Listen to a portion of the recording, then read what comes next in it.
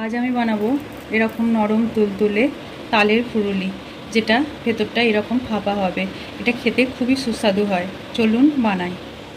তুসিস লাইফস্টাইলে আমার প্রিয় দর্শকদের অনেক অনেক স্বাগত। আজ আমি বানাবো তালের ফুরুলি। দেখুন, একটা পাকা তাল নিয়ে নিয়েছি।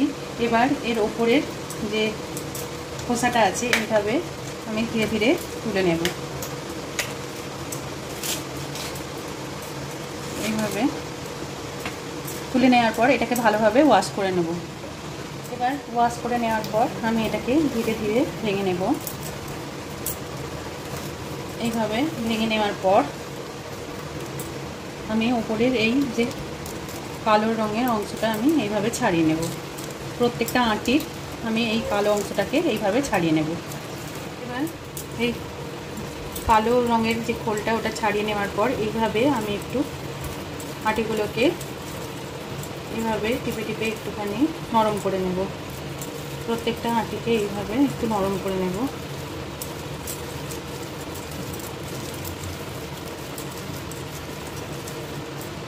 দিয়ে এরকম একটা ছোলার মাধ্যমে আমি ধীরে ধীরে এইভাবে মাড়িটাকে বার করে নেব। এইভাবে মাড়িটাকে ধীরে ধীরে সমস্ত মাড়িটাকে বার করে নেব। দেখুন, প্রত্যেকটা আটি আমি পরিষ্কারভাবে এরকম চেঁচে নিয়েছি, একটুও মাড়ি এর মধ্যে নাই। 3টে আটি আমার চাঁচা হয়ে গেছে। একটা তালে আমার এতটা মাড়ি বেরিয়েছে। এবার এর মধ্যে আমি এখানে কিছুটা আখের গুড় নিয়ে নিয়েছি। এই মাড়ির সঙ্গে এটা আমি ভালোভাবে মিশিয়ে নেব। প্রথমে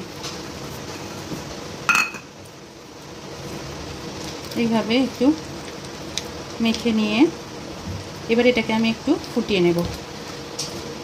এবার একটা ছোট্ট পাত্রে ঢেলে আমি এই গুড় দিয়ে মাখা তালের মাড়িটাকে এইভাবে একটু ভালোভাবে ফুটিয়ে নেব। বেশিক্ষণ ফোটাবার দরকার নেই, জাস্ট একটু ফুটবে, তারপর আমি এটাকে ঠান্ডা করতে দেব গ্যাস অফ করে। এইভাবে তলাটা এরকম চেপে চেপে, যাতে না ধরে যায় তালটা, তার জন্য চেপে চেপে আমি এটাকে ভালোভাবে ফুটিয়ে নেব। দেখুন, তালটা ফুটতে লেগেছে।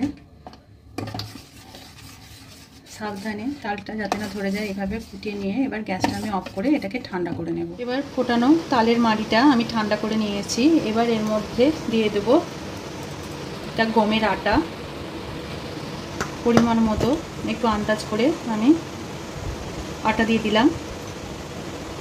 দিয়ে এইভাবে ফেটিয়ে নেব। এতে দিয়ে দেব আরেকটু আখের গুড়। দিয়ে সমস্ত জিনিসটাকে এইভাবে একটু ভালোভাবে মিশিয়ে নেব। আটাটা আন্দাজ করে দিতে হবে, একটু একদম টাইটও নয়, একদম পাতলাও নয়। এইভাবে দিয়ে দিয়ে অ্যাডজাস্ট করে একটা ব্যাটার বানিয়ে নিতে হবে ফুরলির জন্য, পারফেক্ট ফুরলির জন্য। এইভাবে ভালোভাবে কিছুক্ষণ ধরে ফেটিয়ে নেব জিনিসটাকে। যত ফেটানো হবে তত ফুরলিগুলো ভালোভাবে ফুলে উঠবে। তালের এই ব্যাটারটাকে ভালোভাবে এইভাবে ফেটিয়ে ফেটিয়ে দেখুন অনেকটা ডাবল টাইপের হয়ে গেছে, ফুলে গেছে। এবার এই কড়াতে, ছোটো কড়াতে আমি সরষের তেল দিয়ে দিয়েছি। তেলটা একটু বেশি পরিমাণ দিয়েছি। এবার এর মধ্যে ধীরে ধীরে আমি ফুরলিগুলো এইভাবে ছোট্ট ছোট্ট বল আকারে ছেড়ে দেবো।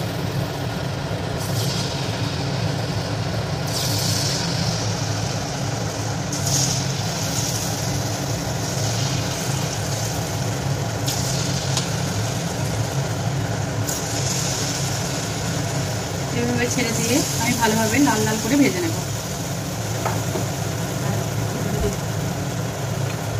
এইভাবে ফুরুলিগুলো লো ফ্লেমে ধীরে ধীরে আস্তে আস্তে ভেজে নিতে হবে, একটু লাল লাল করে।